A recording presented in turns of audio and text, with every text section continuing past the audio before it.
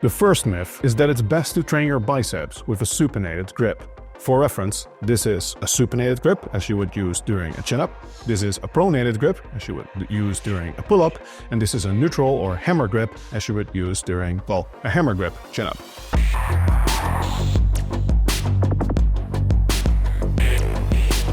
Intuitively, it feels like your biceps might be more active when you're using a supinated grip.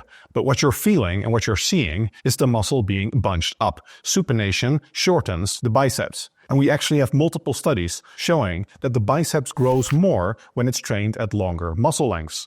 So in that sense, you might even argue that the biceps will grow more when you train it with a neutral or even a pronated grip. The reason some people think that it's best to train your biceps in supination other than the feeling is because it has better leverage in that position. However, what we are concerned with for bodybuilding purposes, rather than when training for strength, is not external force output. So we don't care so much about the leverage. We care about the internal tension in the muscle, which is essentially the same as the internal force production, not how much of that internal force is translated into lifting a greater weight. Longer muscle lengths are particularly advantageous for the biceps because, unlike many other muscle groups, the biceps are strongest both in terms of active and passive force contribution when they are at relatively long muscle lengths. Even when your elbows are at your side and your biceps are at a relatively long length already, as in the bottom position of a dumbbell curl or a barbell curl, fully supinating the biceps reduces its active and its passive mechanical tension because it puts the length below its optimal length for force production. Again, the reason that you're still relatively strong in supination is because of good leverage. And in some cases, good leverage means that the body will recruit the muscle more and therefore generate more force and therefore have more mechanical tension, and that leads to more muscle growth. However, in the case of the biceps, we have multiple studies showing that grip width does not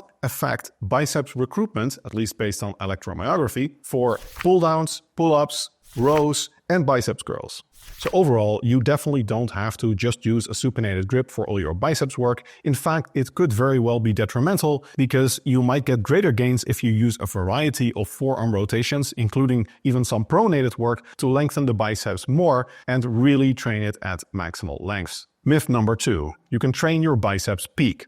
The biceps is not just an elbow flexor, it crosses the shoulder. It even crosses the radio-ulnar joint at the forearm, making it technically a tri-articulate muscle, which is relatively complex in structure compared to most muscle groups. Based on its role at the shoulder, some people argue that training the long head, which is the rear part, which is the most elevated part, not the inner part, which is the short head, can be emphasized, and by training the long head more, you can increase the biceps peak. However, that probably doesn't work because the role of the biceps at the shoulder is so trivial, it's so weak, that any functional differentiation between the heads is even more trivial. Many studies have looked at the role of the bicep at the shoulder, and it's hard to even find detectable muscle activity when you perform pure shoulder flexion, raising the elbow, or moving the elbow out to the side with abduction.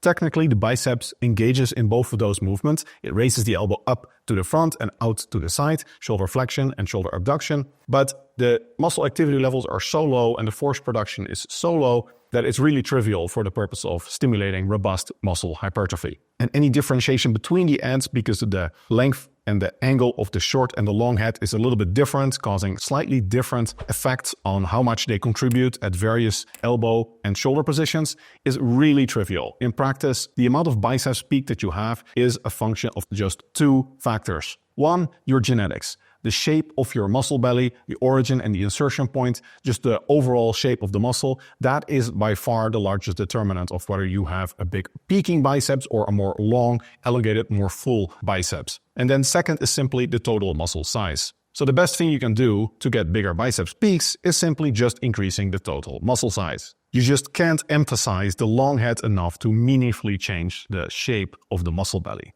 The third biceps training myth is that you should not count your back work or any indirect biceps exercises towards your biceps training volume. You absolutely should. Your biceps is trained with compound exercises. In fact, in the literature, on average, compound and isolation exercises, or single joint and multi-joint exercises, are equally effective to stimulate muscle hypertrophy.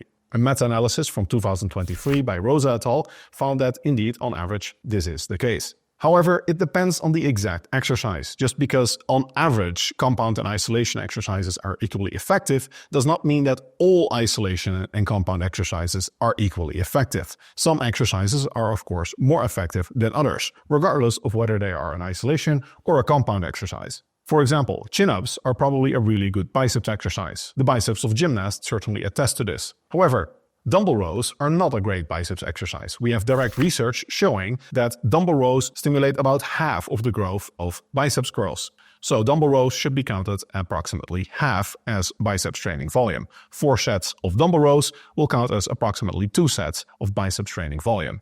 Pull-downs in the literature also perform very well, which brings us to the next myth. Biceps training myth number 4 is that wide grip pulling exercises don't train the biceps. They do. With a very wide grip, it is true that the biceps will be less involved because there's less demand for elbow flexion and less range of motion in terms of elbow flexion.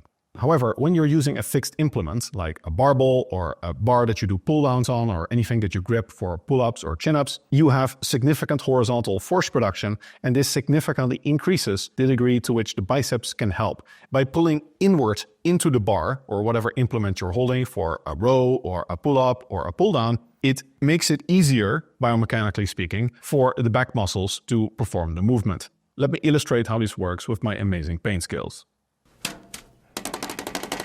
Now then, let's get crazy. So here we have Hector. Hector is doing pull-ups. And if you just look at vertical forces, then he is pulling from 2 sides, right?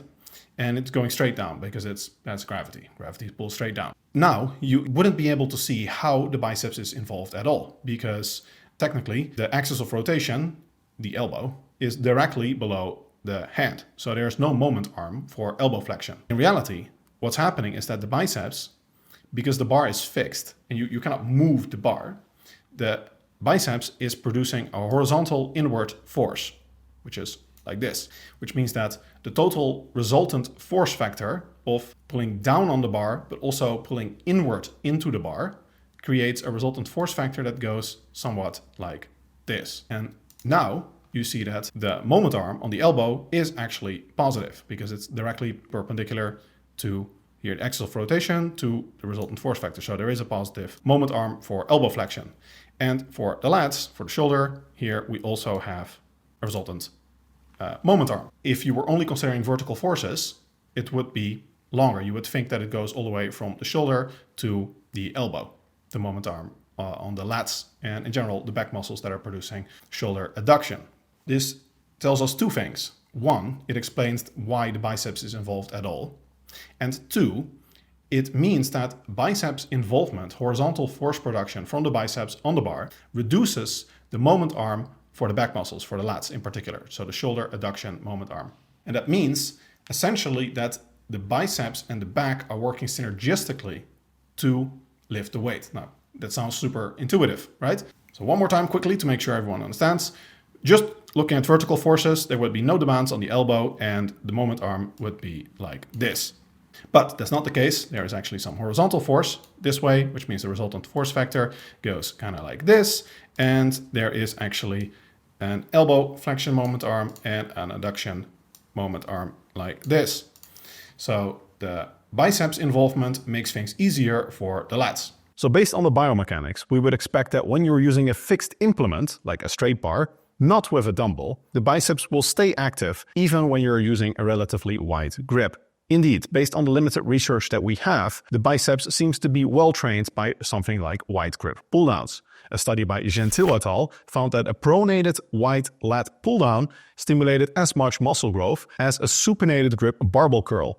Both exercises resulted in approximately 6% biceps growth and 10 to 12% strength gains, which was measured as isokinetic peak elbow flexor torque.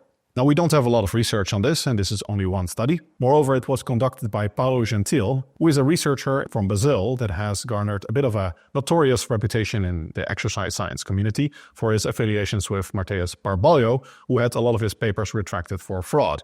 However, you have to be pretty crazy to risk your entire academic career to prove a point that pull-downs are a good biceps exercise, I would think.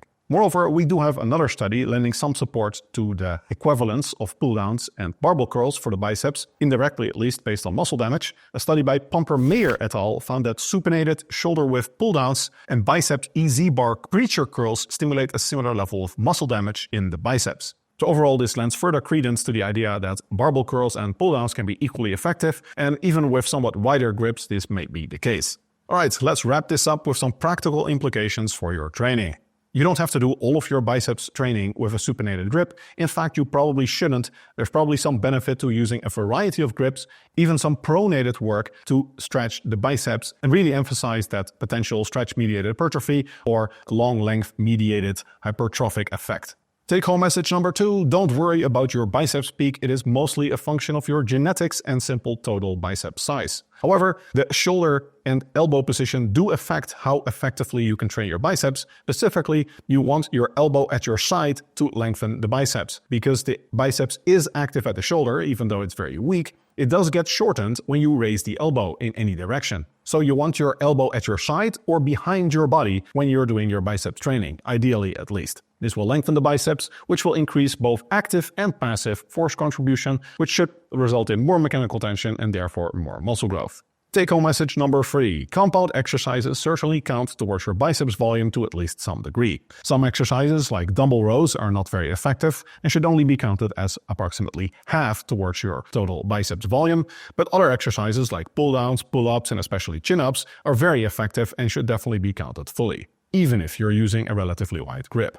Alright, I hope this helps you get bigger guns. If you like this type of evidence-based fitness content, I'd be honored if you like and subscribe.